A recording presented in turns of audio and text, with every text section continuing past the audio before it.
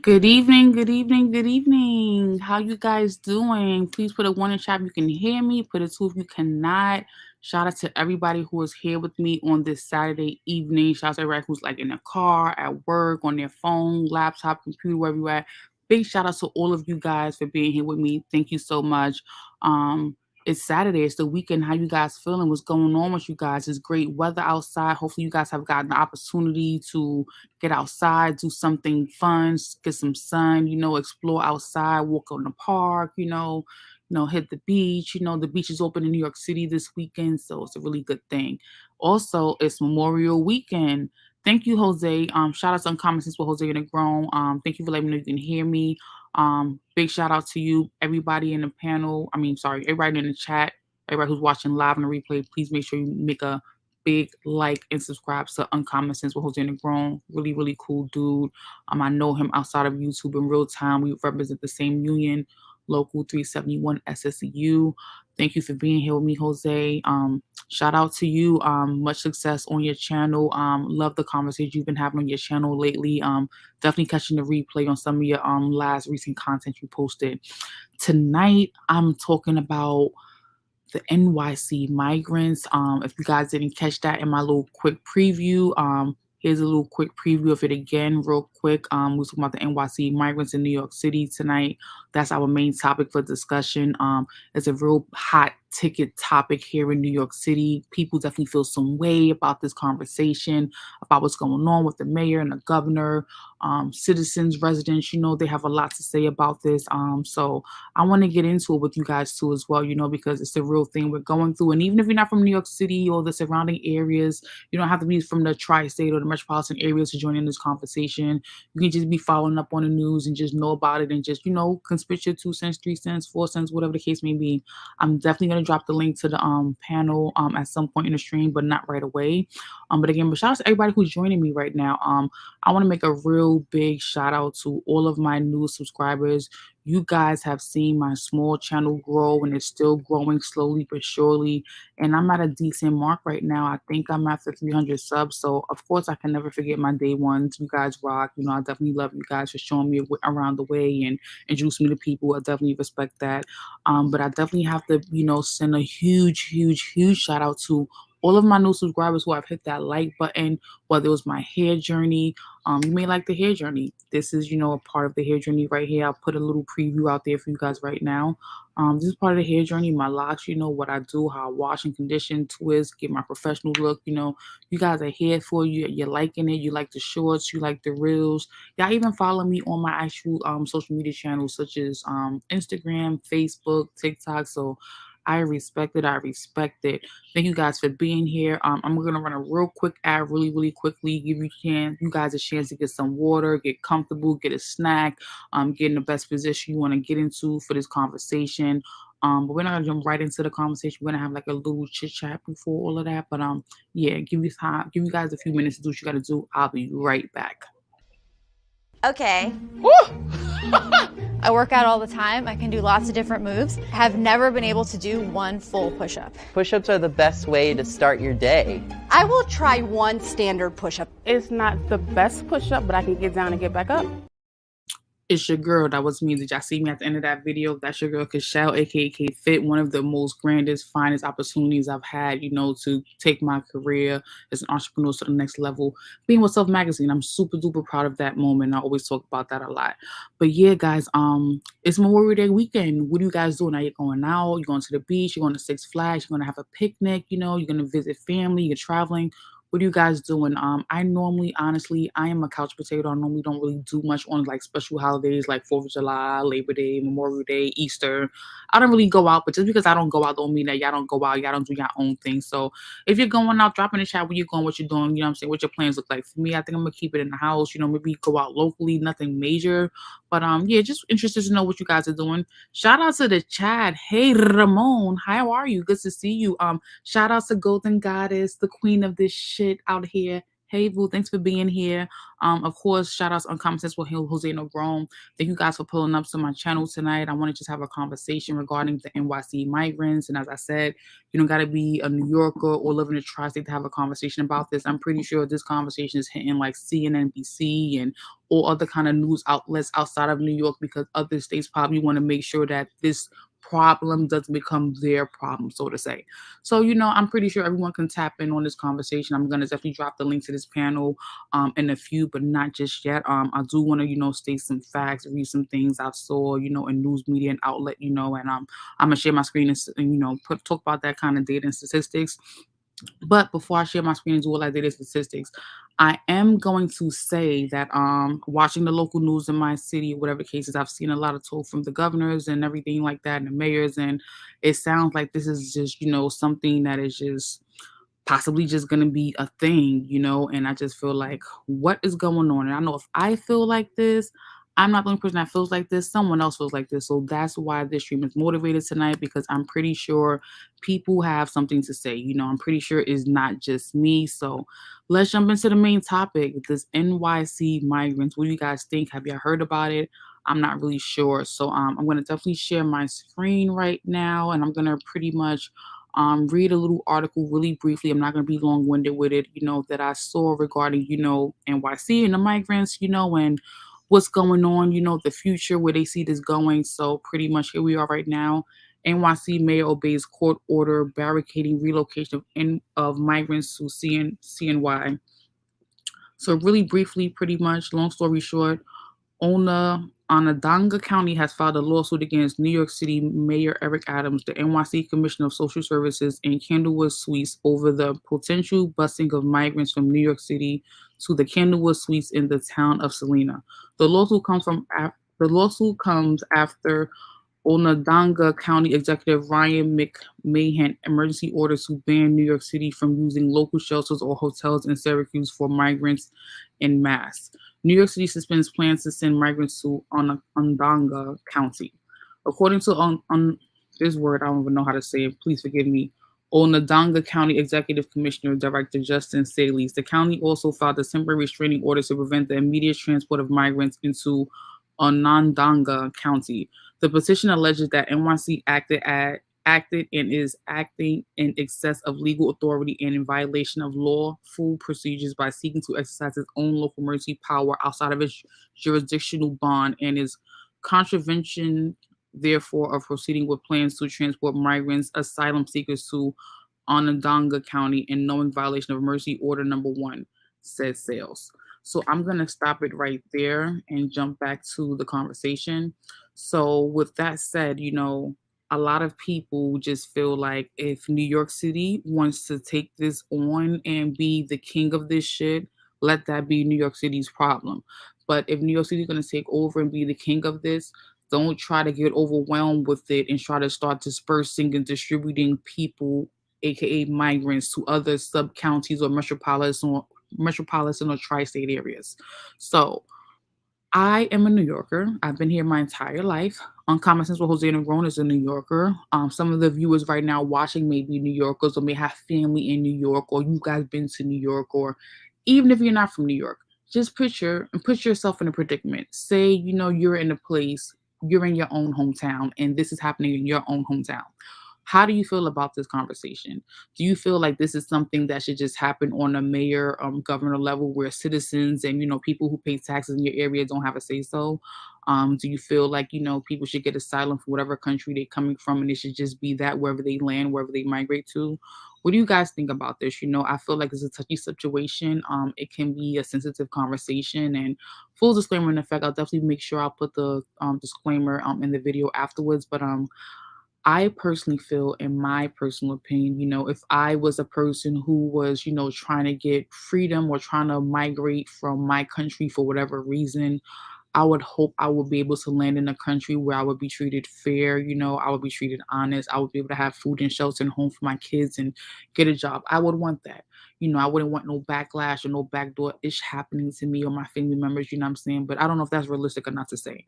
But what I do know is that, people, the migrants, sorry, who are coming here to New York City, they're getting free board and housing, some of them in condos and hotels and shelters. They're getting, I think, supplemental support for nutrition to feed their families. Some of them are getting jobs, getting work permit, to, make money for their families. I don't know if in the full United States, if, all of us could just pick up and go to another country and get these same services just this way. Now, I want to be very clear that, I am not upset or vengeful or discriminating or hating on what's happening right now, but, I'm in a city where this is happening. And of course, as a person who lives here with a family here, been here my entire life, I feel like, okay, in some ways, this just makes it extra harder for people who have been there their entire lives, to get what they need to get. But at the same level, I can't really say that because there are a group of people that have been here their entire lives and with nothing but the resources and tools that have been provided to them to, take advantage of their lives and opportunities and careers or their goals or their visions.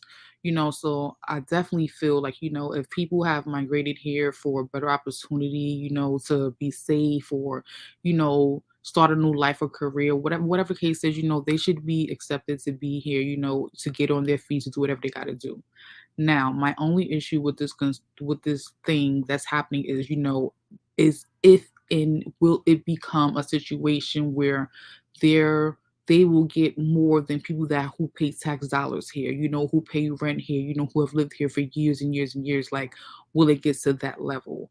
I've definitely heard some media coverage on the news about, the governor talking about, them getting some kind of work permit visas to work here and all of that stuff. And again, if that's what they need, fine, good, or whatever the case is. But to be very transparent, some people are pissed the fuck off about this. Some people feel like this should not be New York City's problem, that we should not be jumping up to be the save a hole type of person to be saying, okay, we're gonna take all of them and make them work and we're already in debt as a country, whatever the case is, and we're gonna flip and bounce this and make it work out in our better favor. Some people are just not for the shit, to the point where there were stories recently in the media that there were migrants sleeping in New York City school gyms. Some of the families specifically, were sleeping in regular public school gyms because that's what it's become to. Not everyone could be in a condo or a hotel or a private apartment. It's a big, I don't know if you want to call it an epidemic or whatever cases, but it's a large amount of people, that are coming, in buses or whatever cases, to the point where they're running out of places to put people, to the point where they need other places to put people. As I just read that article, some people are like, listen, New York City, you chose to take on this problem. This is your fucking problem. No one told you to be Santa Claus, super hate, save a hole, whatever thought you wanted to be. If you couldn't deal with the full capacity of the situation, you shouldn't have took it on. And I kind of agree. You know what I'm saying? But again, I'm a very sympathetic, empathetic person. And I feel like, people should have the right to, receive asylum if possible. Again, I put myself in a situation, if me and my family has to uproot, I would hope that wherever we landed at, we wouldn't be going through a kind of torture and rape and extortion, all other kind of BS. So, what do you guys think about this conversation? I see a lot of comments in the chat right now. I've been chatting for like a little minute, so I'm going to highlight some of the comments I see, and I'm going to speak on them based on, how I feel about everything. And again, thank you for everyone who's popped in tonight. Shout out to everybody in the chat. See, this chat is super duper lit, and I'm going to try to go to the top as far as I can to see who I may have missed, if anything. Again, shout out to everybody who's here. Uncommon Sense with Jose Negron, Introvert Weekwa, Golden Goddess, who else did I see? Irby Fatal, shout out to you. Thanks for being here. So yeah, I see a lot of comments. So you guys are chatting, and that's what I wanted. I wanted to know what you guys thought. So who's talking about the conversation? Jose, don't you work with the migrants? Yes, I think Jose does work with the migrants. I think he really does. I don't know if he feels comfortable to talk about it. Maybe he may have some restrictions about how much he can and cannot say. But what do you guys think?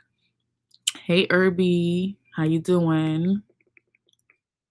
I'm just reading the comments right now, checking on y'all. And shout out to me off the subject. I'm about to be 3 years locked on my hair journey, y'all. I know that has nothing to do with NYC Migrants, but I have a lock anniversary coming up with my beautiful blonde dress gonna be in my head for 3 years. I got all the super duper growth, so very happy to see that. So Jose is saying we can't forget there are homeless New Yorkers who need attention. Absolutely. And that's another conversation the New Yorkers are having. Like the migrants can't take over the priorities that are already here that we're dealing with. Um, Irby says Mexico don't play with those borders. You know that's right. And Golda says it's an epidemic. Okay, thank you for the correction. It's an epidemic. Yeah, like it's a lot going on. We all have mixed feelings about it. Irby Fatal says bunch of Central Americans and Haitians try cross Mexico borders. They make they turn right back around. Like, yeah, I feel you. Like it's definitely like that. You know, it's just touchy, like again, like I just feel like, if we could all do the same thing and go to Africa or Brazil or Russia or China or Japan or wherever and get all these resources and everything, it would be like, oh, that's hot shit, that's great. But can we really? Do we have these same opportunities that these migrants have? Do you guys think they should be here? Do you think, we should just, accept them with open arms and understand their circumstances? Are you guys like totally against this? Like, no, we're already overpopulated. We already got our own fucking problems. We're already, what I'm saying, got our own people who are, homeless, have mental health abilities, who are needing shelter, who don't have jobs. Like, are y'all on that wave or are y'all not? Like, again, Jose just said, we even have municipal workers who are living in shelters. Like, this is a real serious thing. Like, America itself, we have a lot of problems that we haven't fixed. We have so much debt. We have like so much going on. In short, it's like we're not even fixing our own shit, and we up here taking on other people's problems. Like, what do y'all think? So I'm gonna drop the link to the channel right now. Anybody who wants to pop in and spread their 2 cents, 3 cents, please feel free to do so. I'm welcoming you all to be able to do that. Because it's real, no, again, full disclaimer in effect, I hope I don't offend anyone with anything I'm saying. I really don't mean to. But I'm a New Yorker. I live here. I've lived here all my life, all my 41 years. And shout out to me, you guys. I just had a birthday. Sister's 41. Cuatro uno. Is that how you say it? Cuatro uno? I don't know. Oh no, it's not cuatro uno. It's I'm gonna let y'all know. I know a little Espanol. It's let me see. Once, I forgot, but I know some numbers in Spanish, but I'm forgetting how to say 41.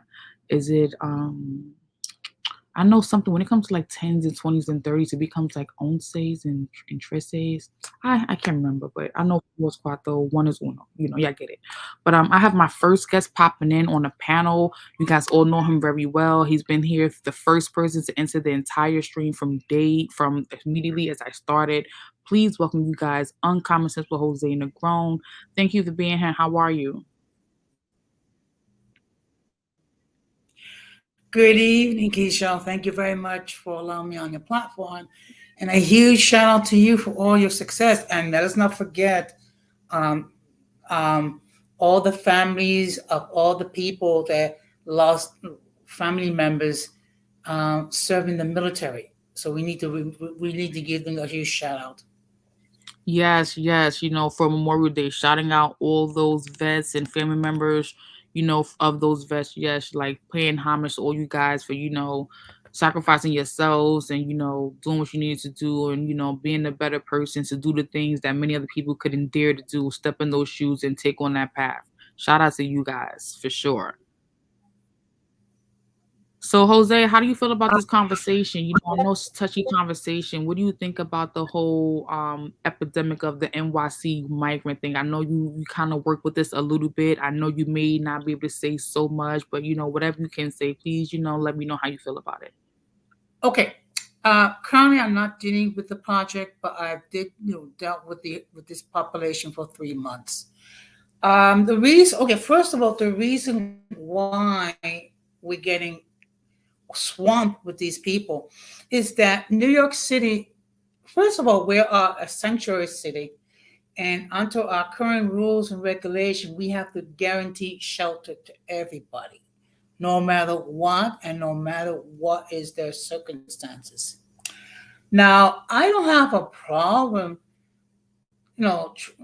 trying to help people who are trying to escape whatever situation that's that's going on in order to get a better life. The problem I have is the following. We had thousands of New Yorkers that was living in the shelter system before the migrants came in. Okay. Now with the migrants, I mean, what's happening is that we're putting so much attention on them, and we cannot forget that first of all that the New Yorkers here, they're homeless, and there we have, as we speak, we have members of our own local that lives in shelters. So just think about it. You are a municipal employee with a bachelor's degree, and because of, circumstances beyond your control, you are living in a shelter. Okay, and unfortunately, the reason why all these people coming here to New York is because of the politics involved, particularly by the governors of the state of Texas and Florida. So to transport these people to other sanctuary cities like New York, Boston, Chicago, Los Angeles, and what have you. And one thing that's common with these cities, many of them, the mayor is a person of color. So it's a lot involved regarding the situation. And the reason why they're being shipped to other New York counties is just that we cannot house all of them. And in all fairness, each of the municipalities in the state of New York should get their portion of these migrants. It shouldn't be up to New York City's responsibility to tend to, I don't know, say, I think at one point, I think they talk about maybe 60,000 of these people.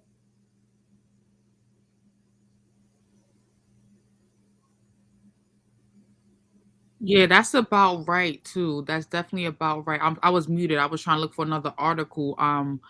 You know, we really can't. So, a lot of New Yorkers is like, who said we were gonna be the hero? Why are we choosing to be the hero in the situation? Like, we got our own problems outside of this. Again, no shade to anyone, in this situation, but it's like we taking way more than we can handle in this situation. And we're actually being threatened to be sued by other counties that are like, you better freaking not open a bus or drop a bus. So it's like, goodness gracious, we don't even need the negativity or the hate right now. And it's like, again, there are people who need help. They're fleeing from these countries. They're from for specific reasons.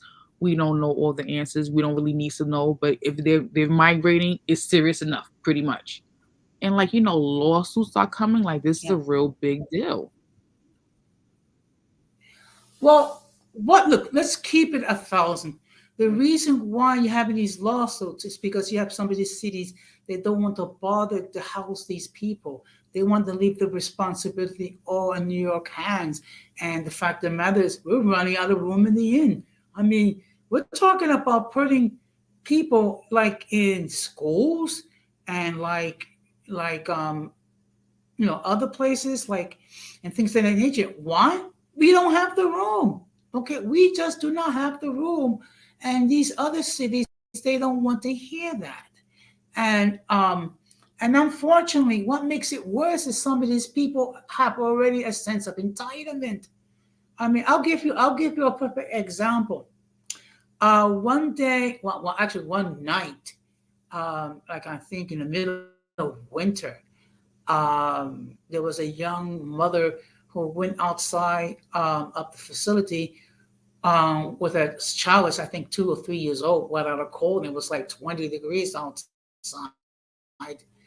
And then when I asked her, why did she take her child outside without a coat, she replied in Spanish, why I needed to know.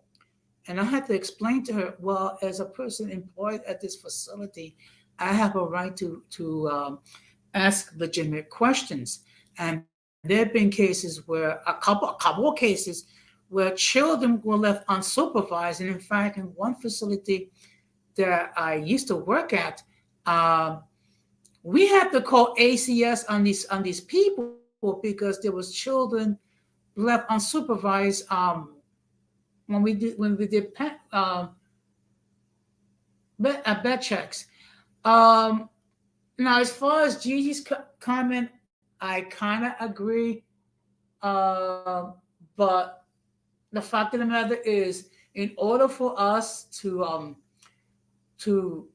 change this guarantee, we're gonna have to go through Albany in order to do that. So, but the reality is this: every city in this country should do their fair share. Okay, but when you ship these people from Texas and ship them to New York, Boston, Philadelphia, Chicago, and what have you. Okay, these people have a great deal of problems. I mean, first of all, many of them do not speak English. Okay, many That's of right. them, They sure don't. many of them may have health issues that we have no knowledge about. Okay, and we don't know what's going on with some of these people. So basically, what we're doing is we're taking in thousands of people that we have no clue. And they don't understand the law here too in America. Like, a lot of them are getting in trouble with the law. They don't understand it, they don't speak English pretty well. And there's not all these resources in place to support them overall for everything, but outside of the migrant part. So it's a lot. It really is a lot, and again, it's like, I agree with Golden Goddess's comment when she was like, it's completely New York's fault because this should have been planned out, like you said, Jose, like maybe everybody could have took a couple hundred, versus one state saying we got it. No, we don't got it. And what makes it worse is that you have Republican governors that politicize it. Now, I know Gigi might not be happy about what I'm about to say, but let's keep it real. One of the governors that politicized this thing is Ron DeSantis, and now he's running to become the next president of the United States. You have the governor of Texas politicizing Republican governors that politicize a crisis. Why? Because they have issue with the current administration. Hold on, is that the guy that's in court right now, or no? I do not know. Jose DeSantis, is that the guy that's in court right now for some kind of fraud or whatever the case is, and he's trying to be president too? No, actually, I think there's some other legal issues stem with some of these cultural wars, particularly when dealing with this regarding um, legislation that's been deemed anti Alphabet City. Okay, I got you. Say no more. I got you. Like I said, I know that some of the people in Florida are going to disagree with me, but it's like we all need to do our share. Every state needs to do our share. It shouldn't be left to New York to try to fix the whole migrant problem. And we really need to have a discussion with some of these countries and see what we can do to try, if anything, to try to resolve some of those issues that's driving their population to come over here. I mean, that sounds like a lot, but I agree if there's going to be a partnership where this is going to happen periodically every 5 years or 10 years or during a wartime, like, there should be some kind of, I scratch your back, you scratch mine, kind of thing. If this is going to happen, consistently, And okay, well, what am I getting out of it?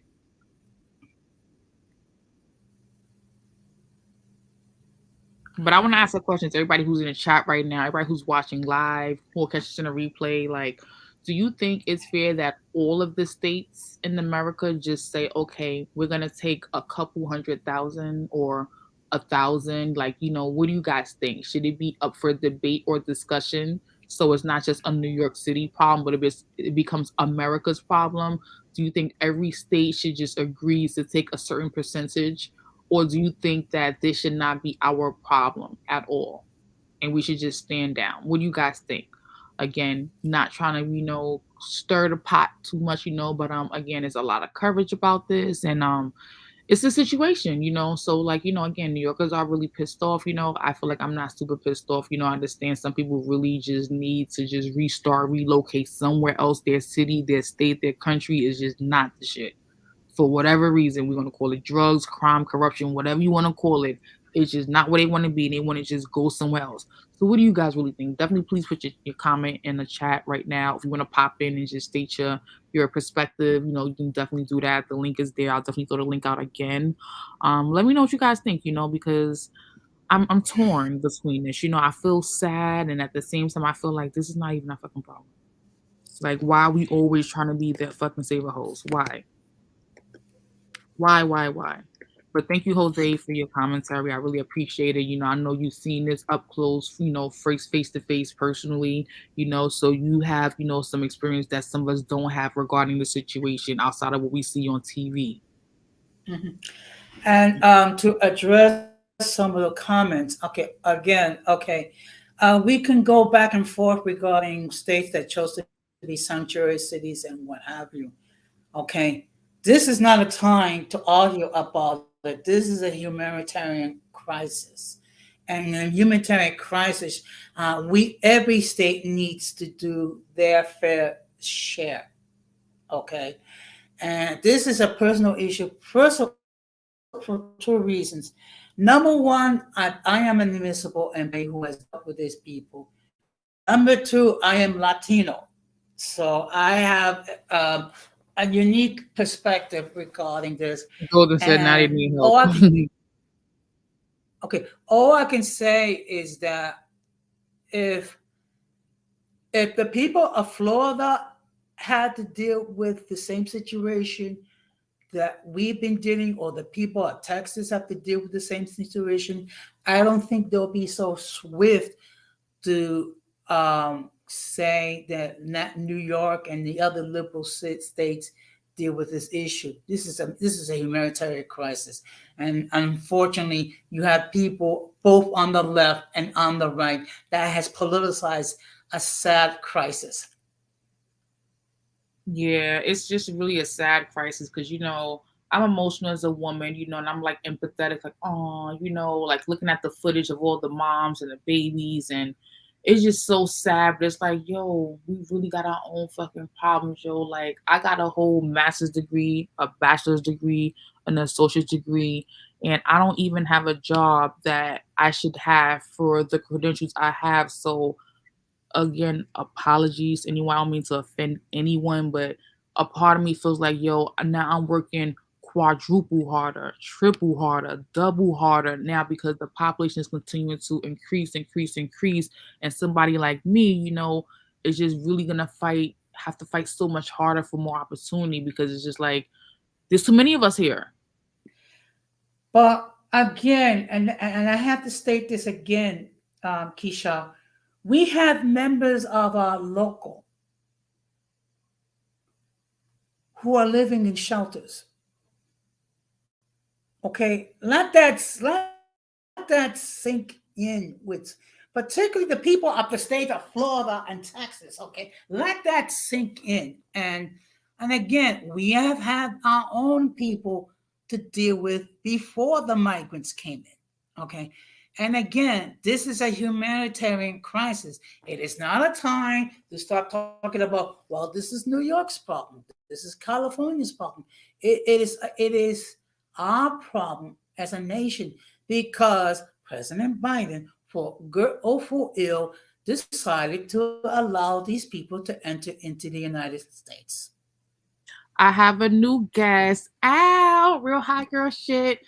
Gigi in the building. Hey, girl.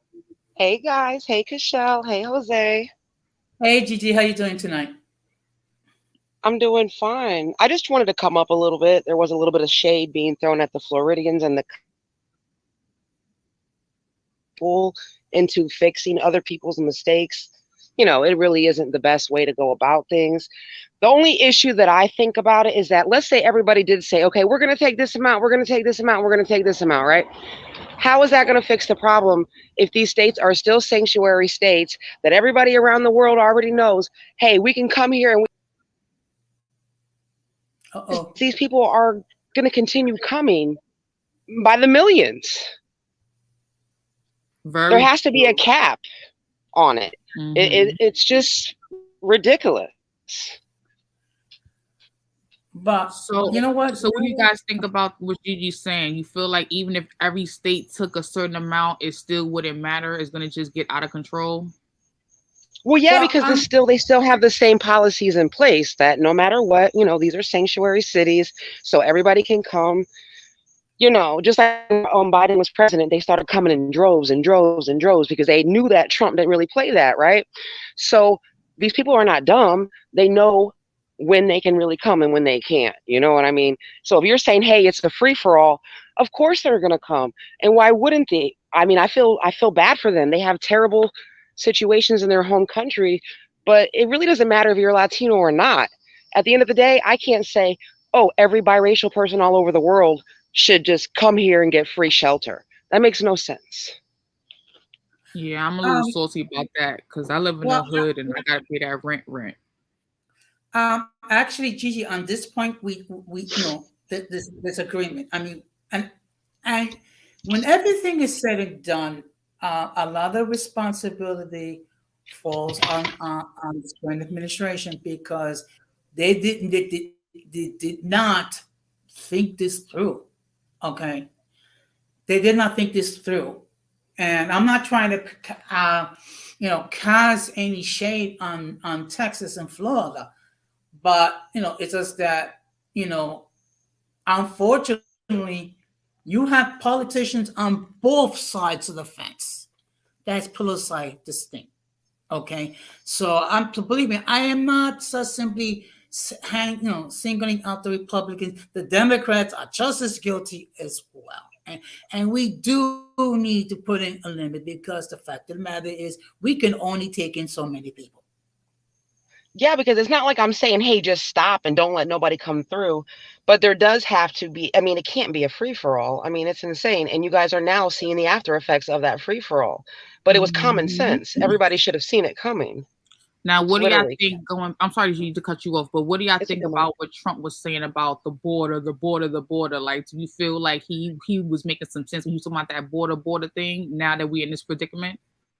Absolutely. And that's why I say I don't think the wall was necessarily the answer, though, but the answer is to completely, I don't know what the word I'm looking for, but redo the whole system so that it's functional and fair and people can get here in a timely manner that need to. A lot of these people, they apply for residency or whatever you want to call it, and they're waiting years and years and years. They could be dead by then. You know what I mean? So the whole system needs to be overhauled. But at the same time, just to take on the whole world's problems, I mean, we're already on our way to being a third world country ourselves. I mean, all you got to do is look at YouTube and look at all these videos of the homeless people in the camps, and it's terrible. Yeah. Well, one way to try to deal with this situation is like hire more immigration judges to deal with the backlog. Okay, because unfortunately, you have people waiting months or years for an immigration case because unfortunately there's not enough judges to handle all these cases. So that's one thing that we need to do.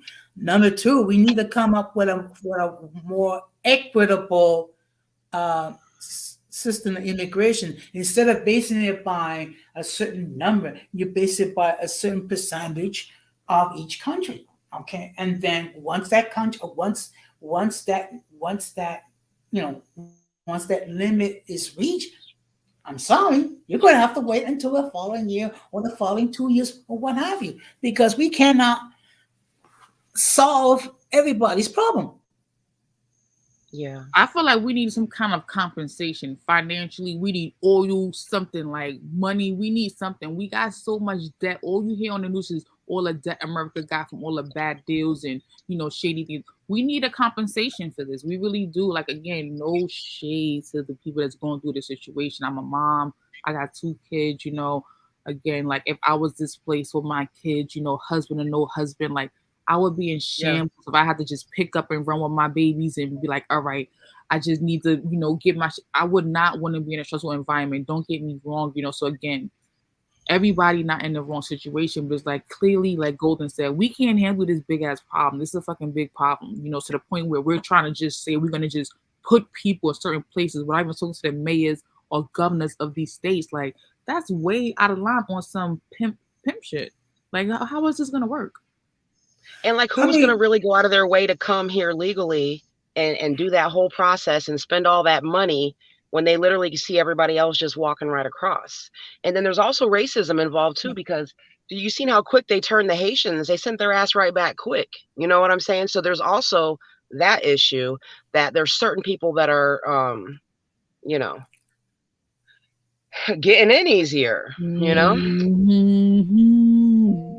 Well, look, as I said before, they did not think this through. They did not think this through. I mean, right. If they actually thought this through, we wouldn't be in this situation where cities like New York, Boston, Chicago, and all the other sanctuary cities are saying enough is enough. So, but the problem is they didn't want to listen, though. They didn't want to listen. The problem was common sense that it was on the way, but instead they just wanted to say it's racism, it's racist, it's racist, it's racist. So, it's just a mess, and I feel bad for everybody involved. I watched plenty of documentaries like at the border and stuff, and the babies and, the women, and it's just sad all the way around. You know what I mean? I wish that we could help everybody, but it's like if your boat is sinking and you let everybody get on your boat, like the whole boat's going to sink, Yeah.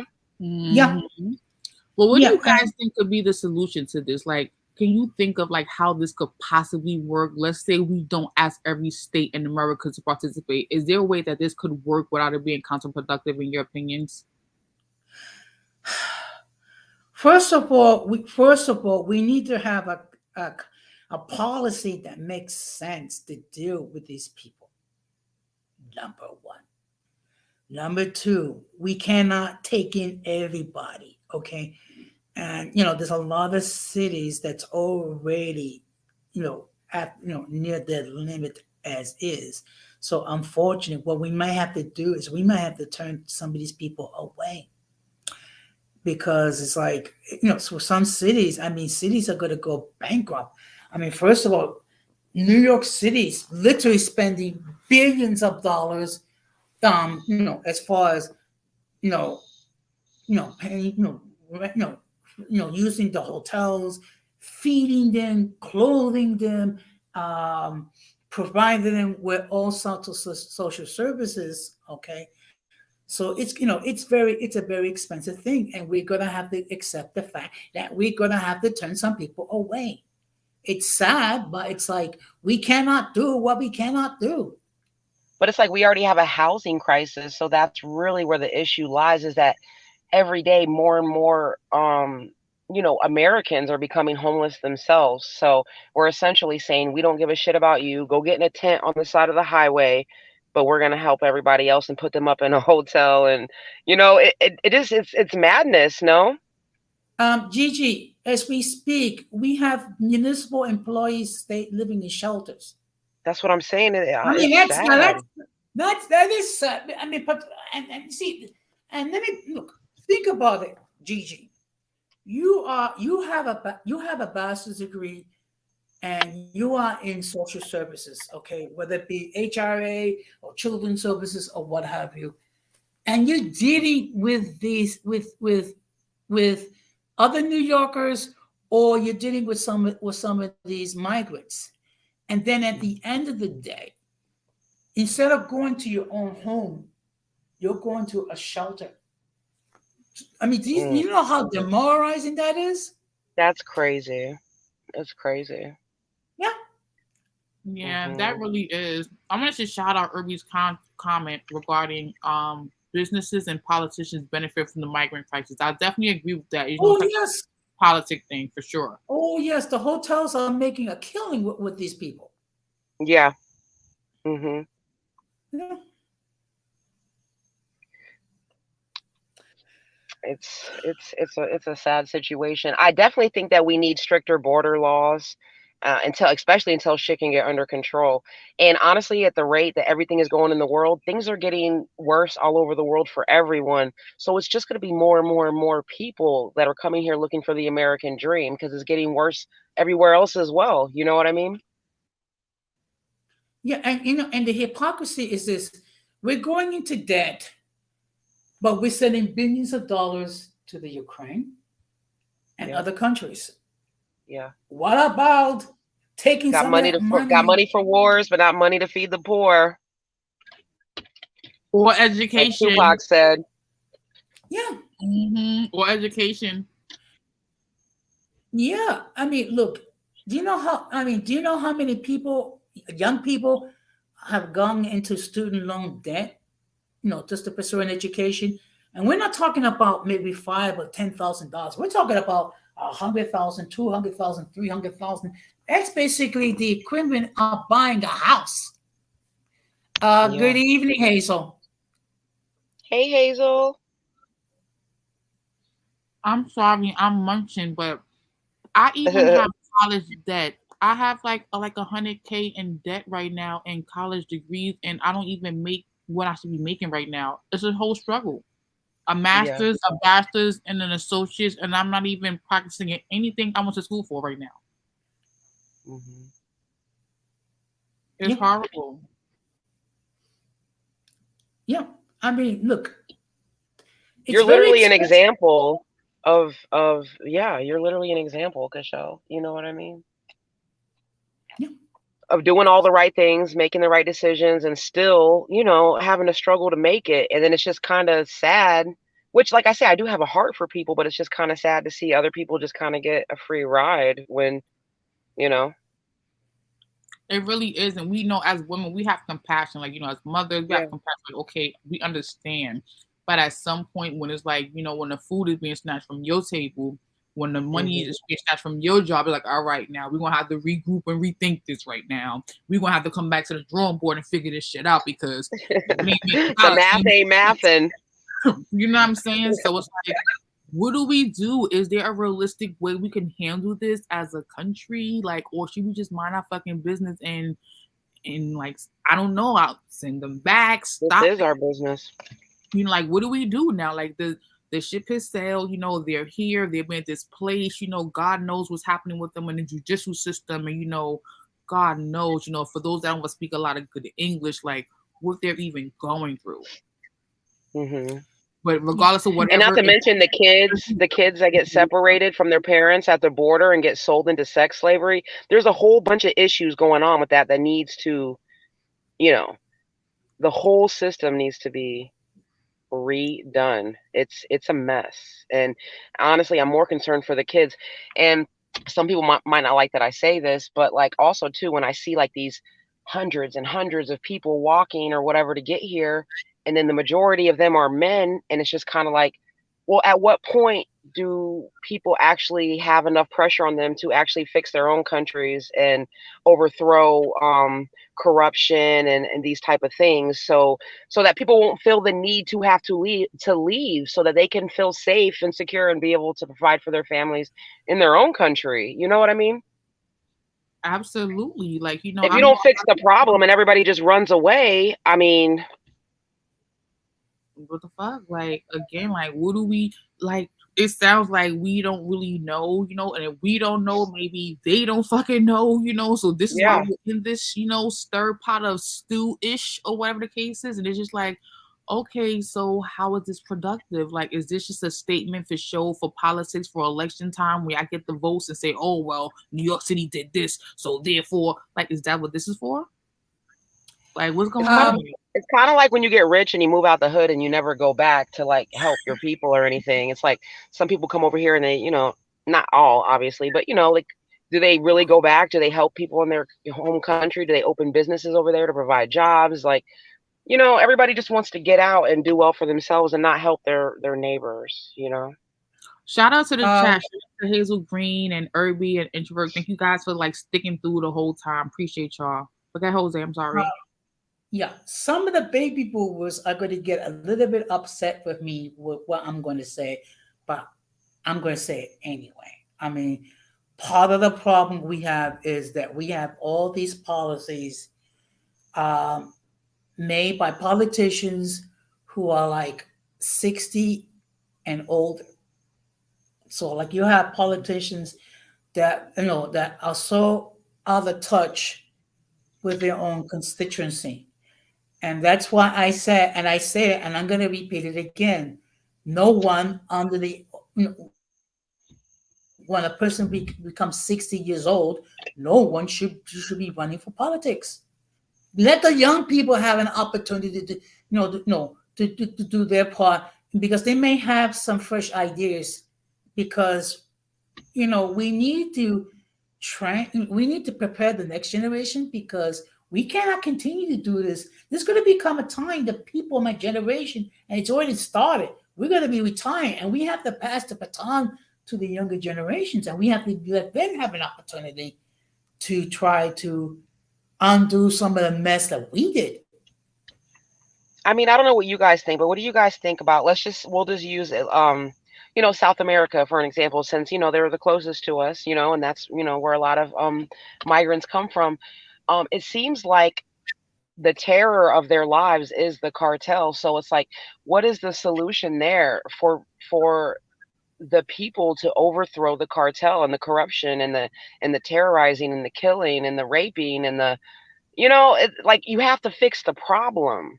Mhm. I know that's big in Haiti and DR and Mexico. Like, that's a real thing. Mhm. Jamaica too. That's a real big thing, and people don't want to talk about it. They want to hush it, but we know, don't leave them tourist areas if you out there.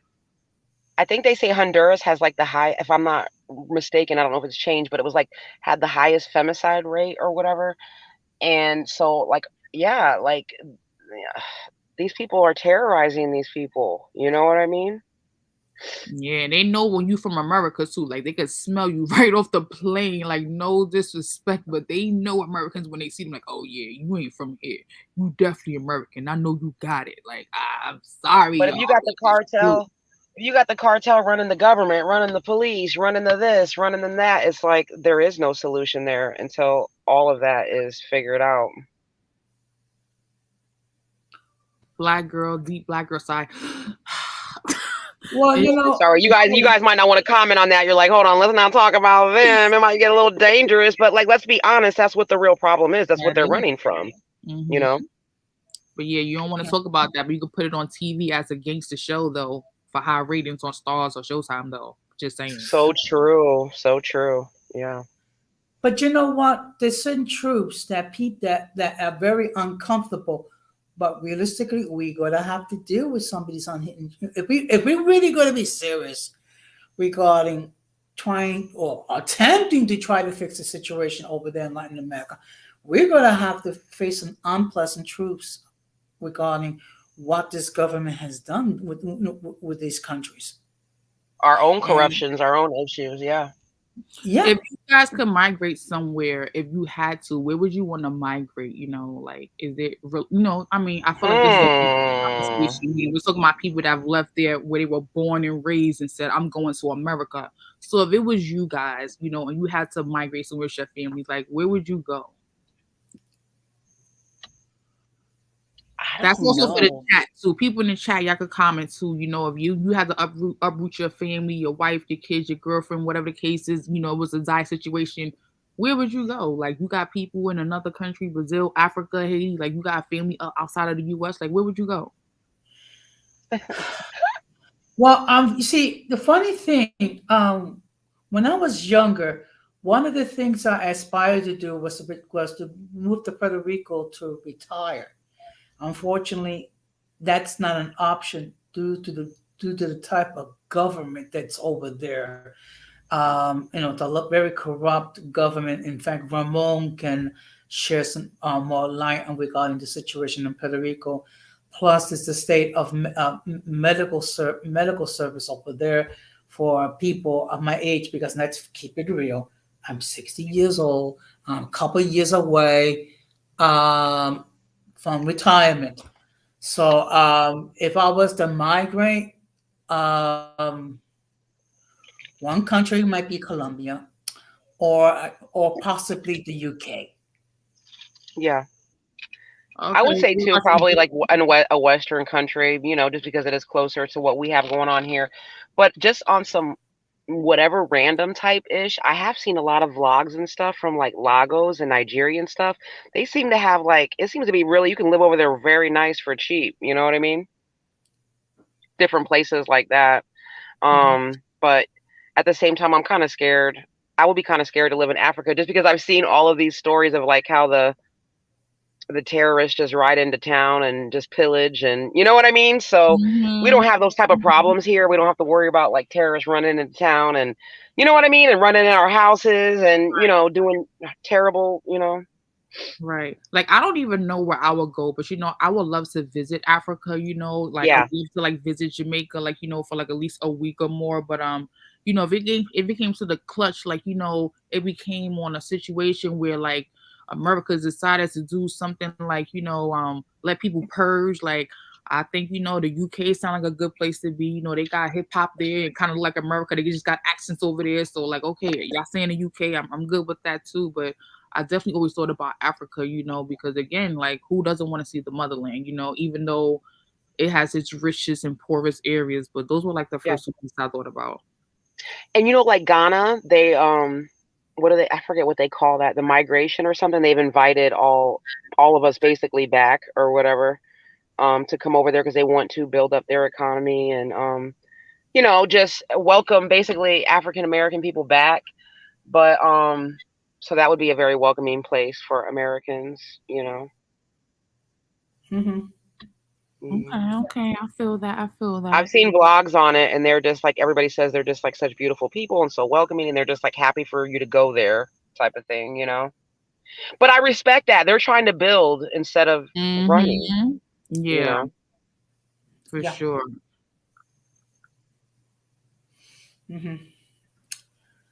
Africa And definitely seems like a nice place to visit, but there's a lot of places like I don't know how much you guys travel as far as Gigi and Jose. I'm not sure how much you guys have traveled. You got your okay, passport is well, hooked up and stamped up. well, well, in my case, all the countries I have visited, with the exception of Canada, well, all Latin American countries, I have visited Canada, um, Puerto Rico twice, the Dominican Republic twice, Colombia once, Panama once, and Mexico. And and of course, I have the advantage that I speak Spanish. So yeah, You popping. You've been more places than me. I ain't been that many places. I tell you, date a Latino. I mean, Yeah. but of course, you probably learn the bad words first, but it's okay. No, but seriously, This Mexico, it's a beautiful country to visit. It's just that unfortunately they have their problems with the cartels and what have you. And unfortunately, Colombia is only known for cocaine, but it's a beautiful country and what have you. Panama is a beautiful country. The only thing is hot as hell. I mean, because you because you all know I love the cold, but the people are all loving Hi, and friendly and Ramon. Sorry to whatnot. go there. Hey, Ramon. hey, Hey, you guys. Hey, Kishel, Don Jose, Golden. Shout out to the chat. Thanks for having me up. hey, Poppy. Hey, chica. Hey, mama. Yes, yes. No, I mean, I was just taking, I was just letting you guys talk about the whole thing with the migrant issue because I'm on the part of Texas where I'm not really seeing it so directly.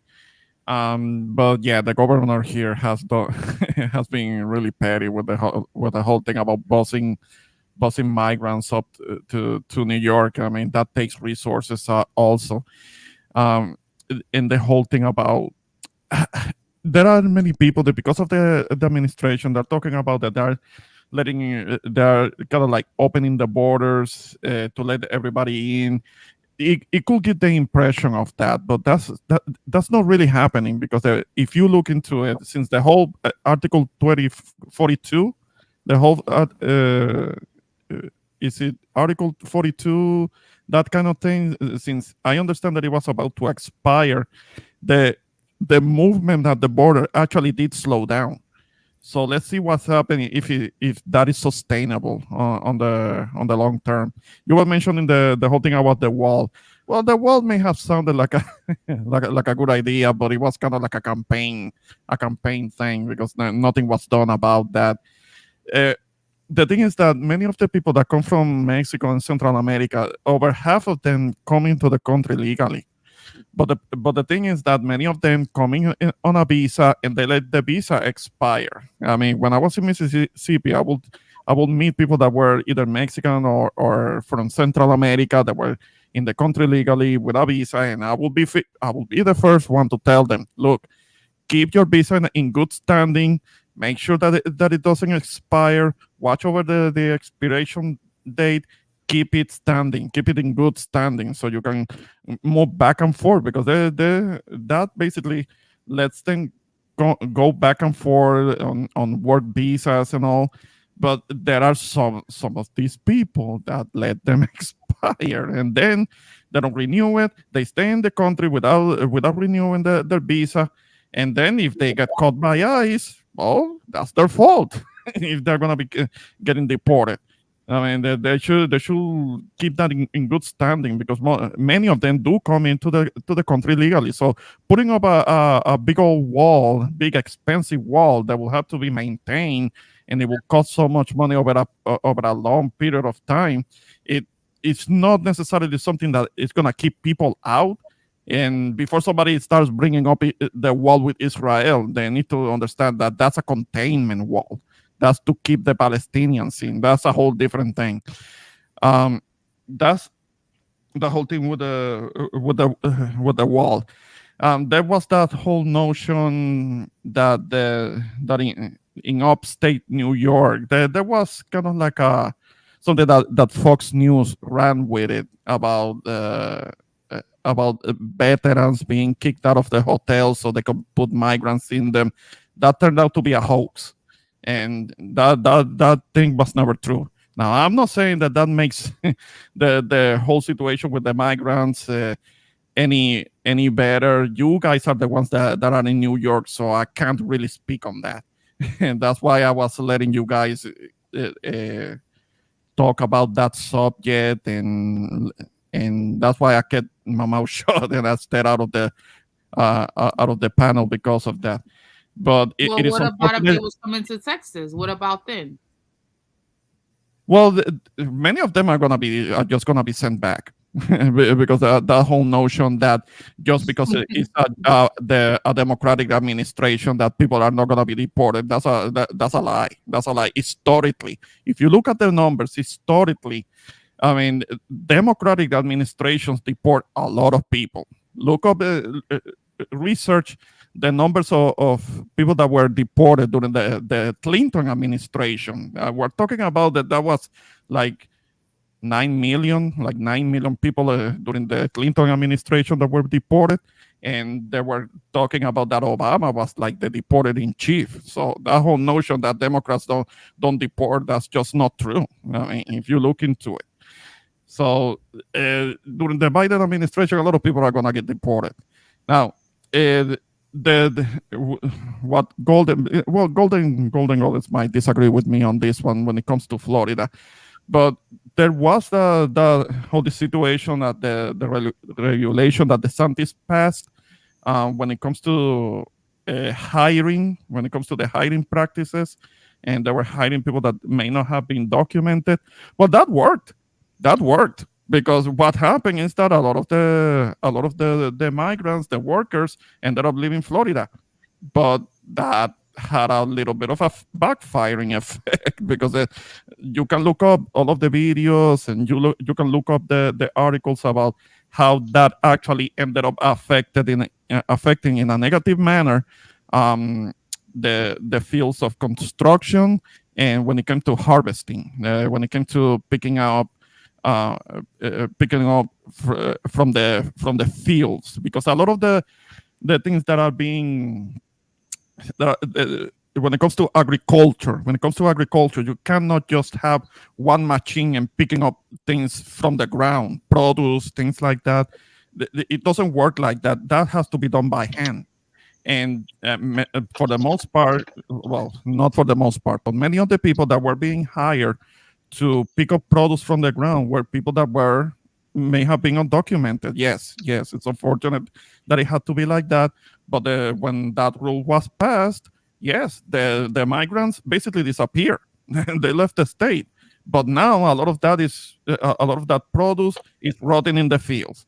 The construction sites are empty, or were empty. I don't know if they have been able to adjust on that, because, well, I mean, it doesn't seem like people that are citizens in the country want to come in and fill in those jobs, and sometimes those jobs are actually fairly well paying, but they're not going to do it. They don't want to do it. And that reminds me a few years back when they passed regulations like that in California, and I think it was in Alabama, where they were putting restrictions on hiring people that were undocumented. Those folks just went on, left, and that caused damages. It caused losses, because that's the bottom line. They were losing money by the billions because of all of the produce, all of the things that were not picked out of the ground on the fields and in the agricultural field. That caused a lot of losses. So yeah, it may don't you not think be. that since things have changed, that they're kind of like, who wants to come over here and like break their back and work in the fields when, like, I mean, you can just go to New York or California or something like that and get put up. You know what I mean? Like, Yeah.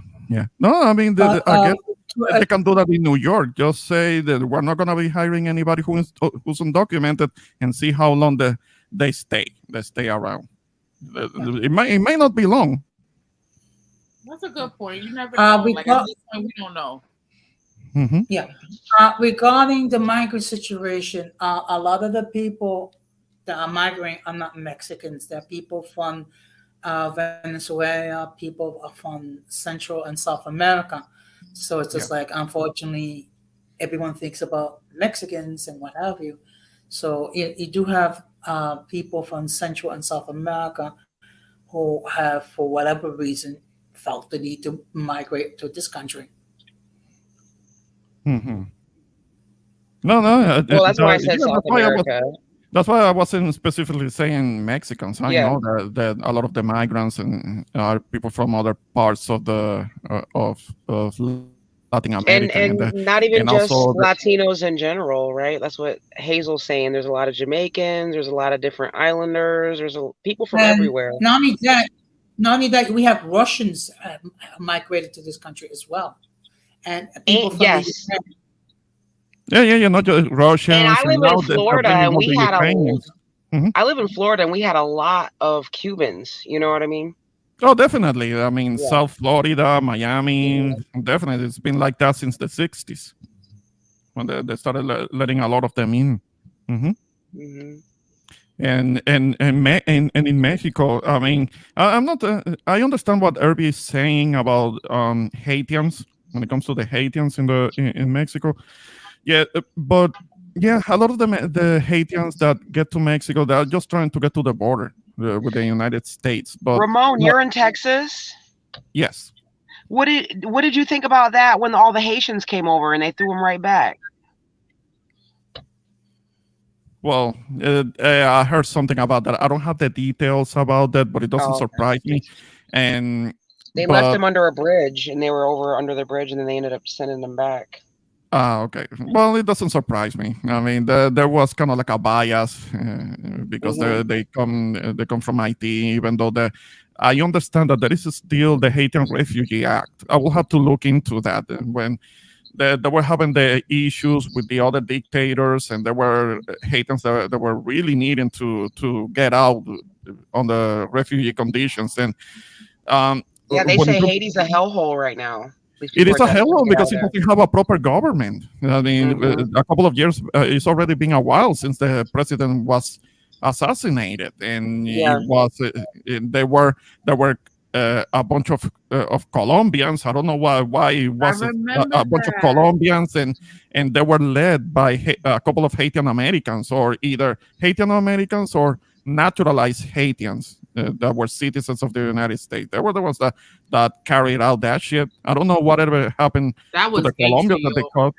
Didn't Yeah, they try yeah. to stop the wife too of the president or something like that over there at that time? She was injured. She was injured, Yeah, she was but injured. she was able to recover. They were able to airlift her out to, I think it was Florida, and they were able to treat her, and she was able to recover. But she did get shot.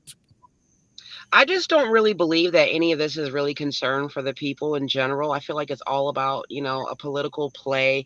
Just like, I don't know if you guys have heard about, because right now they're going to basically, they're really going to shit on Florida and Texas or whatever to make them look bad or whatever.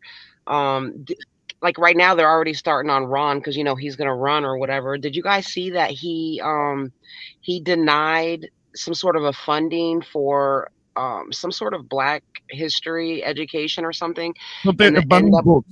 Something about banning books and something about funding for African American studies or something like that. And they're saying that the NAACP has put out a travel advisory okay, for, I don't guess. listen to what the NAACP they do posturing, but they're not trying to solve it. But it's all still political, is what I'm trying to say. Yeah, it's all really, they don't really care about these people. No.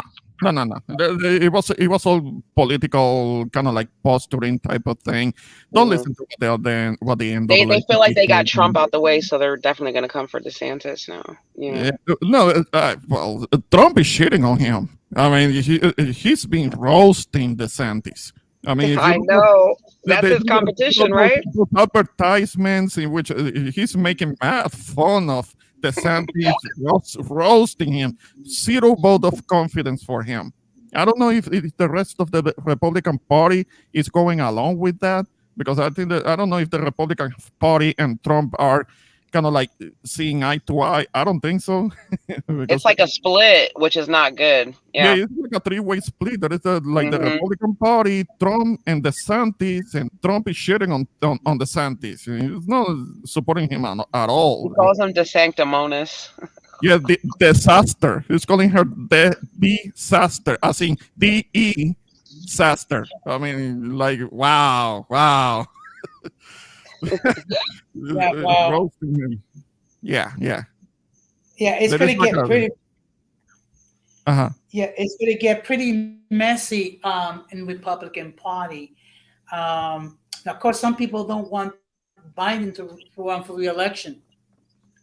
I don't know. I want to know who else is actually going to be running for the Republicans. I mean, if somebody actually has a real platform, if somebody actually has like a real ideas, kind of like a balanced, common sense approach to it, I might be forced to take it into consideration. I haven't voted Republican yet, but I will have to consider it if they present something that actually makes sense. Yeah, but that's why Irby said, "Who do I go with?" And it's too soon to make a decision. I want to see really who are the players that are gonna like step up to the plate. But yeah, at this point, I would definitely go for Trump. We were in a way better condition. I think that the media had a hard on for him, and they were trying to destroy him, and it split the country. But I think we're worse off now. He gave them big ratings. He gave them media big ratings. So that's something. Maybe the media, even the so-called liberal media, needs Trump to come back so they can have somebody to share on and give them ratings. The media is our real enemy. The media is our real enemy. Well, I don't follow traditional mainstream media. I don't follow it, but I do know that they were getting mad ratings of us sharing on Trump. So maybe he needs to come back. It will benefit them, just so they have somebody to talk shit about. Yeah. I mean, I don't think it will be. Well, I mean, we need to get this whole Russia situation under control. He seemed to be able to deal with the Russians a lot better than they clearly hate Biden. Trump is a low key. Trump is a low key Putin fan. Russia. Well, yes. Well, there I was believe, that yeah, I believe situation. he respects Putin. He respects Putin Yeah, because Putin don't he's play, low and he's key. about his own people unapologetically, and that's kind of how Trump is. Yeah. He's a low key Putin fan, so maybe he will be. Maybe I will have to agree on that. Maybe that the war would have ended up earlier if it had been Trump in office. I'm kind of like scared to admit this, but that might actually be a thing, that there wouldn't be a war going on right now if if Trump had had a chance as the head of state to actually meet with Putin and try to get him to stop, because this is not a war They that were is to chilling be won. together, remember? Yeah, The what? they liked each other. They were chilling together, remember? Yeah. I mean, And even the North Korean guy too. He talked him off the ledge as well. Sometimes people are like, oh, he's a bully, he's a bad guy, he's this and that. But I mean, yeah, sometimes you need a tough okay, guy to but the run North shit. Korean Kim Jong Un, who is he invading? Who is he bullying? Which other country is he invading? I mean, Well, yeah, at he that has a time, potato they in were his own. concerned. They were Uh-huh. concerned at that time because of him and the nuclear talk or whatever. Okay, You remember. the nuclear tests that are still going on right now. He's still developing their weapons, their deterrent. When it comes to the whole concept about deterrence, I don't have a problem with it. Other countries should be able to protect themselves. It shouldn't be just the United States that can have nuclear weapons. Because the United States has nuclear I wouldn't weapons. co-sign North Korea having Russia, a nuke. Russia has nuclear weapons. That's kind of like why the United States doesn't feel so comfortable trying to invade Russia, because the Russians do have nuclear weapons. I think another country to have them will be like Iran and maybe Pakistan, but I'm not sure. Yeah. We know that North Korea does have nuclear capabilities. So maybe that's why the United States has to be kind of a little bit more hands off of them. Put economic sanctions up the ass, yes, but actually trying to invade over there, it's not so likely that they're gonna do that, because they may be able to. They can actually retaliate. But you know something? There have been countries that had tried to invade Russia. France tried to invade Russia. Yeah, the Germans trying to invade. And I mean, that was and they couldn't do it. that They was couldn't do it. Just the that was cold. a complete failure. And the Nazi tried to invade the Soviet Union as well. That didn't go very well with it either. In fact, what No. happened was it created a two-front war for the Nazis. No, I saw documentaries about North Korea, and like where people have snuck in and done documentaries, and even like when you're in the train stations or you're in this and that, and they're just playing anti-American propaganda the whole time. All of their commercials, all like these people are like living and breathing every day of thinking about the day that they're going to basically go against us. So yeah, I don't believe everybody should have access to nuclear weapons, especially if your whole culture is based on destroying other places. I don't know, Mm-hmm. Yeah, but it's more like the West, to my understanding, they're not actually invading other territories, other countries. I mean, even China has a very limited role in certain places in Africa. I mean, they're not really interventionists like that. I mean, I just saw some footage of what happened a few years back when it came to South Sudan, and because Sudan is part of the UN, kind of like the UN Security Council, so they have to kind of like divide the responsibilities of protecting refugee or people that are vulnerable in certain parts of the world. But the part of South Sudan that was supposed to go to the Chinese, and they were having a lot of problem because the troops were not experienced enough, and they were having difficulty repelling an attack from kind of like a local militant faction that was trying to take some of the resources that had in the encampment. But it's one of those rare instances in which a country like China has a presence in another country and is actually having to use weapons there. But they were there as part of the UN, the blue helmets. I just don't agree with that whole idea that we just need to mind our business about everything. To whom much is given, much is expected. And if that was the case with the World War One, all that, like everybody would have just minded their business, then where would the world be today? And I don't remember what country it was. It was somewhere in the Middle East, and you guys might know. But he was gassing the people, gassing the women, gassing the children, gassing everybody. And Trump was like, you better stop that shit, or I'm gonna drop something on your ass. And they didn't listen, and he did. And they cut all that out. So sometimes you do need a strong leader to be like, cut that shit out. Somebody has to step in. Yeah, but if you're talking, well, I know that Trump did drop what they call the mother of all bombs in Afghanistan, but was it Afghanistan? I'm trying to think. Yeah, I understand that it was in Afghanistan, but it wasn't on civilians, but it was like on their like little bases. It was like a warning, you know what I mean? Like, I'm not playing with you type thing, you know what I mean? But they chilled out. My whole point is that everybody's like, America should just mind their business, and it's just like, I don't agree with that. Just like in Africa, when the rebels come and they destroy and pillage, and we have boots on the ground over there helping people with stuff. You know what I mean? Yeah, but the thing is that the whole helping thing is very self-serving. You always have to look as to why is anybody in this other place supposedly trying to help the people. I mean, you have to look as to what's their motive. Well, why are they actually there for? Because nothing is in black and white. There's a lot of gray area, but the point is, did the help come? That's the bottom line.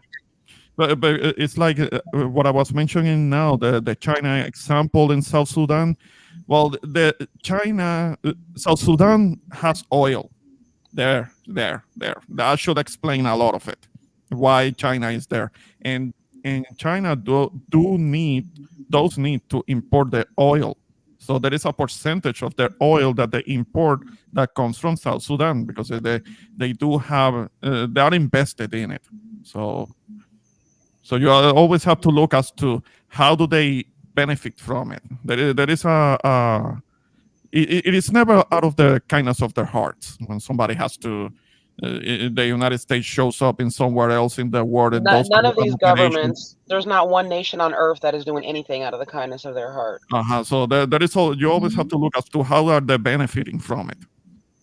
There is always some way, somehow, that they're benefiting from it. I mean, and because of the foreign policy of the United States is basically, in many words, is the whole thing about watching for America's interest. It always involves fucking somebody else up fucking somebody else over. Well, this is the game. That's what I don't understand. I mean, there's always a leader. There's always going to be the bottom. Like, it's never going to change. Like, you're going to shame America for doing what they have to do. I don't subscribe to that type of thought at all. You know what I mean? There's a benefit for everybody. Everybody has their benefit. That's why they do things. So I don't really, who cares? As long as they help the people or whatever. At the end of the day, those countries' governments don't give a shit about them either. Nope. Yeah. Well, guys, I definitely want to wrap this up. I really am grateful for all you guys coming. I didn't even promote or talk about this conversation, but I just realized, afterwards, this is kind of a topic that you all speak about on your own spheres, regarding colorism or discrimination in certain areas. This is kind of something that you guys talk about more often on your channel specifically. So I'm happy that you guys were able to bring your 2 cents and 3 cents and 4 cents in, because I didn't even promote this. I've been super busy since my birthday and everything, but I'm grateful to have all of you guys here with me. So shout out to all of you guys. Thank you so much for pulling up, because I swear I didn't promote this at all. So I'm really amazed that people are here in chat and you guys are here talking and talking. I'm like, oh, okay, so this was good. Okay, yay. Well, and thank you for allowing me. I'm sorry, it was 2 of you guys at the same time. No, I was just No, going to go say ahead, thank you for Gigi. having me up. I was just going to say thank you for having me up. Clearly, I'm no expert on anything. I'm just a person here giving my opinion, and I respect your guys' opinions as well. And this was a great stream. Thank you. You know I love you, girl. Thank you for being here. I Like love I'll be you showing all my too. teeth. You come up like, oh my god, it's Hey, No, thank you. you're a I star, appreciate it. Golden. You're a star. Oh, don't you start, Rodiqua. But Yes. I love Oh my all of God, you she guys came to as my well. stage. I'm somebody. She came to my platform. I'm somebody. Oh my God. Oh my Yeah, yeah, gosh. yeah. No, You're a no, master of I am everything, just, huh? I'm a loser. I'm a loser. No, you're great at this. No, You're no, so no, good no, at no, this. no, no, I'm no, just no. joking. I'm just joking, You're not guys. a Ah, no, loser. You are, you need to set up another you live are a winner stream so big that it's time. not too late, so I can come up and argue with you or something. Yes, all of you, because Jose was getting on my Oh ass my from the chat in the goodness. beginning of the stream. He was like, these Floridians. And I'm like, hold on, let me get up there because Jose Oh, throwing oh, shots. Jose throwing shots tonight, okay? He's been damn. spicy all week though, so he on one. Well, I only say something Well, about you know, Florida, but well, it you was know, about one person. Something very specific about one person. Intro yes, show to a yes. Floridian. I was just referring, taking shots at the governor. I mean, the people of Florida are great. Yes. I'm just joking, Jose. It's funny. It's cool. Well, are you guys doing any streams? Let my little viewers know what you guys got coming up so they can tune in. I can like share y'all stuff so they can know to pop in on y'all. What y'all got coming up? I don't have anything coming up. I just got a Well, video that I released today. Y'all check it out, please. Give me a like and a comment. yes, I Boricua, did. you already did. Thank you so much. Okay, I'm gonna go see right after this for sure. Thank you, babe. Um, actually, I got streams coming up this week. Tuesday, I'm going to be talking about how to deal with loneliness, which is something that we all have to deal with, particularly, amidst the pandemic and how to deal with that. So that's going to be on Tuesday, 8:15 p.m. And then the next night, I'm going to be doing a shout out to all the people that serve in the military because, we got to give a lot of kudos and love to them because they put their lives on hold to serve this country, to defend the rights that we have. So, and also, I already shared the stream on my platform. So therefore, the uncommon folk can check out your stream as well. Oh, I shared this stream as well. Oh, you guys rock. Thank you. Ramon, I know you got something to say. What's your final thoughts? Well, first, definitely, I appreciate you letting me be part of your panel. This is, you see, this is this one of these complex, nuanced geopolitical situations when it comes to the whole migrants. And yeah, there is no easy solution to that. I mean, Yeah. I just can't foresee anything right now because it's so complex and it's been going on for some time. But at least if we can keep talking about it and try to come up with some information, so for some data, so we can have somewhat of an iota of an idea of what could be a suggestion, something for our political leaders, and something to get their attention on them, get them on it about, get their attention, and not just trying to politicize it for their personal immediate gain, Yeah. but also something that could be more of a solution long term. And but this is something that we need to keep talking about. Anybody, all of us have a point of view on the whole thing about migration. Me being from an island, I have a point of view on that because many people don't know that in Puerto Rico we have an immigration issue, particularly with the Dominicans, because so many of them showed up in Puerto Rico on boats. But for the most part, we are being as sympathetic and empathetic about their situation because so many of them do not make it because they try to navigate the Mona Pass and they don't make it because it's turbulent waters, choppy waters, infested with sharks, and many of them don't make it. And that's why we don't really hate them for it because we can only think about all of the Dominicans that didn't make it and ended up becoming shark food. Yeah. And as messed up as it sounds, the way that I'm putting it, that's what's happening. So I can't really hate them for it. But No, yeah, we don't hate anybody. I think that we we have should more. all pray for the world, and when you pray for yourself at night, pray for everybody else as well, that we can all live in Yeah, peace one day. yeah, Yes. yeah. Amen. But Amen. again, Kishel, thanks for having me on your string, and shout out to you guys, Jose and Golden. It was Yay! nice talking to you again. Yes. Bye. Likewise. No Good night. Great diggity, stream, no doubt. beautiful. Thank you. Thank you, gorgeous. I'm wrapping this up, guys. So thank you guys so much for pulling up. You know, it was unscheduled, unpromoted, and all that. You guys came and definitely supported. So I really appreciate you guys for that. Anybody who's going live after this, I'll definitely be in the chat. Doing all the chat fuckery for you guys. If you're gonna do a live right now, um, prayers. Prayers out to all the migrants, everyone who's dealing with this. There's some things about this we don't understand, some things we do understand. This is a stressful, frustrating, sad, epidemic that's going on, and it's hitting home. Of course, America. Everyone in a part of America is going to experience this in some way, somehow, some fashion, and some people are just utterly disgusted by it. Some people are empathetic and sympathetic and saddened about it. And some people just don't understand what the hell is going on. So shout out to everybody who came through live and who will catch us in a replay. I want to send a shout out to the entire chat. There were people here for the first time I never really got a chance to really shout out. So definitely want to shout out the world is mine. Definitely want to shout out Hazel Green. It's been a long time since I seen Hazel Green. The world is mine. I see you popping on my reels and my shorts on YouTube. So thank you for that. Of course, always shout out to Uncommon Sense for Jose Negron. I know him in the flesh for real, for real. Shout out to Introvert Boricua. Love his accent, Texas. It's been real, you guys. So thanks for the love, and shout out to all my new subscribers. I'm like over 300. Oh my god, I don't know how to process that right now. I need you to Thank give you me some guys tips. for like the 300 plus subscribers. Oh my god. Thank I you need to talk to you about upping up the subscriber count, because I suck at it.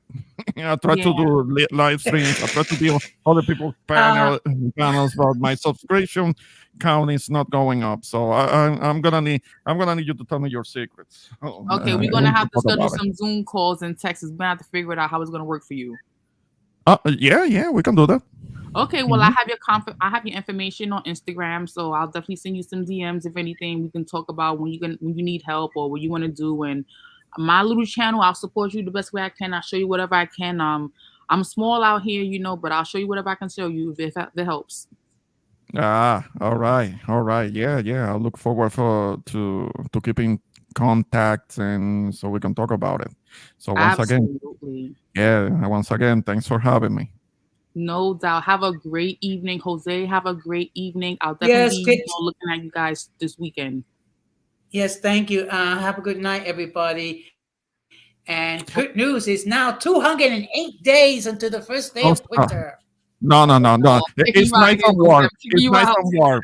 It's nice and warm. It's nice. It's nice. Stop. Good night, don't start. guys. Though I appreciate you guys for pulling up. Have a good night. You too. Bye-bye. Good night.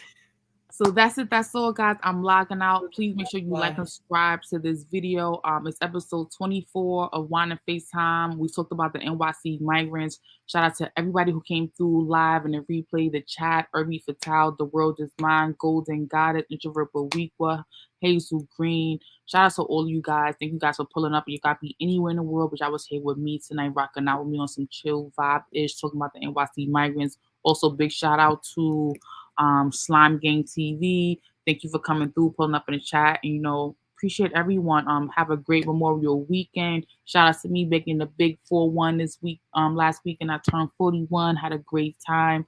Got a lock anniversary coming May 31st, June 1st. I'm gonna be 3 years locked. So it's great times, great energy, great vibes, good things happening for me. Some surprises coming up with me, but you guys will hear about that, of course. Peace out. That's it. That's all. It's been real. Take care, guys, and do what you do. Sanitize, social distance, whatever you do to make yourself feel happy, comfortable in this world of COVID-19 and everything else. Peace out, y'all.